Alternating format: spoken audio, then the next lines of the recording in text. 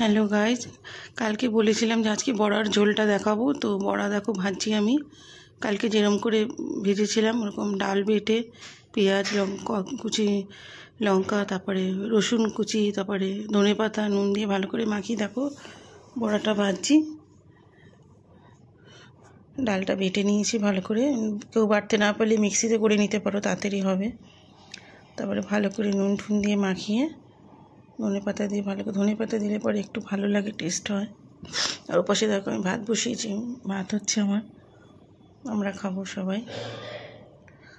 তারপরে বড়াটা তেলে দিয়ে একটু সময় নিয়ে ভাজতে হবে আস্তে আস্তে করে, এতে কড়া হয় ভাজাটা। তারপরে দেখো আমি বড়াটা তুলে নিচ্ছি।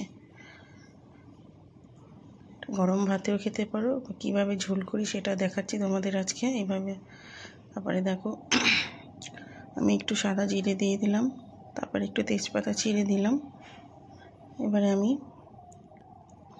একটু তেল লাগবে দিয়ে দিলাম। এবার আমি আস্তে আস্তে আলু কষে, শুধু আলু, যারা আলু খায় আলু দিয়েও করতে পারে বা শুধুও করতে পারো। তা আমি এটা আদা বাটা, জিরে বাটা, লঙ্কা বাটা, ধনের গুঁড়ো সব একসাথে মিক্সিং করে, টমেটো বাটা মিক্সিং করে রেখে দিয়েছি। তারপরে আলুটা কষানো হয়ে গেলে ওটার সাথে দিয়ে মশলাটা দিয়ে ভালো করে কষাবো, যাতে কাঁচা গন্ধটা না বেরোয়। এইভাবে নাড়াচাড়া দিতে হবে। তোমরা সবাই দেখো, আর লাইক করো, কমেন্ট করো, শেয়ার করো, আর সাবস্ক্রাইব করো। এরপরে আবার অন্যান্য খাবারও পাঠাবো, অন্যরকম কিছু পাঠাবো এবারে। এইভাবে ভালো করে কষাতে হবে। এটা শুধু আলু দিয়েও খেতে পারো, নতুবা নিজের পেঁয়াজ রসুন বাটা, পেঁয়াজ বাটা, আদা বাটা এভাবেও খেতে পারো। তো আমি পেঁয়াজ রসুন বাটা দিইনি, আমি আদা বাটা, জিরে বাটা, লঙ্কা বাটা দিয়ে করেছি। একটু টমেটোটা বেটে দিয়েছি, তাহলে গ্রেভিটা ভালো হয়। এভাবে আস্তে আস্তে করে একটু আলুটা কষাতে হবে। তারপরে দেখো আমার এই মশলাটা বললাম ওটা রেডি ছিল, ওটা দিয়ে ঢেকে দিলাম।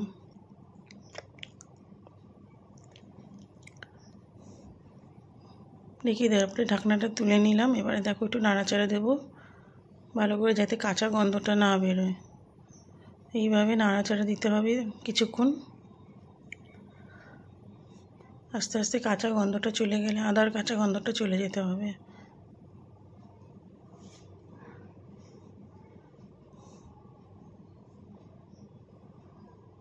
একটু বাদে বাদে এটা ভালো করে স্টিমটা কমিয়ে নাড়াচাড়া দিতে হবে, বেশি স্টিমটা বাড়ালে পুড়ে যাবে মশলাটা। একটু ভালো করে নাড়াচাড়া দিতে লাগবে।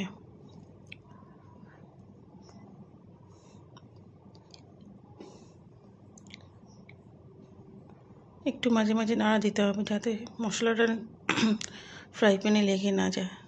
এরপরে দেখো আমি জল দিয়ে দিলাম, যতটা পরিমাণে জল লাগবে ততটা পরিমাণেই জল দিতে হবে, বুঝে জল দিতে হবে। এবার ঢাকা দিয়ে দিলাম, ঢাকা দিয়ে কিছুক্ষণ ভালো করে ফোটাবো। ফোটানো হয়ে গেছে, এবার আমি দেখো বড়াগুলো দিয়ে দিচ্ছি। কয়েকটা শুকনো বড়া আমি আমার ছেলের জন্য রেখে দিয়েছি, খাবেও।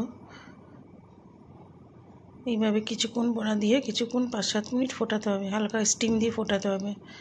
ঝরে দিলে ঝোলটা টেনে নেবে।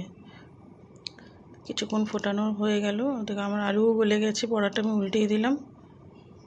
এরপরে আস্তে আস্তে এটা শুকনো করে নামালে হবে না। দেখো আমি আবার ধনেপাতা দিয়ে দিলাম, ধনেপাতা দিলে ঝোলটা টেস্ট লাগবে। হালকা একটু ঝোল রাখতে হবে, বেশি মাখা মাখা করলে ঝোলটা পরে বড়াতে টেনে না, সব বড়াতেই ঝোল টেনে না। এই জন্য একটু ঝোল ঝোল নামাতে হয়, পরে ঝোলটার বড়াটা একসাথে ঠিক হয়ে যায়। একটু হালকা ফোটালাম এটা দিয়ে, দেওয়ার পরে দেখো হয়ে গেছে। এবার আমি আস্তে আস্তে নামিয়ে নিলাম, একটা বাটিতে নামিয়ে নিলাম।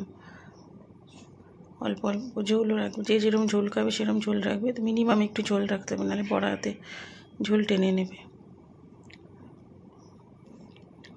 তারপরে দেখো আমি একটা প্লেটে ঢেলে নিলাম, ওতে হালকা একটু আমার সব রকম মিশানো গরম মশলা আছে, জায়ফল, জয়িত্রী, দারচিনি, এই দিয়ে মিশিয়ে দিয়ে দিয়েছি।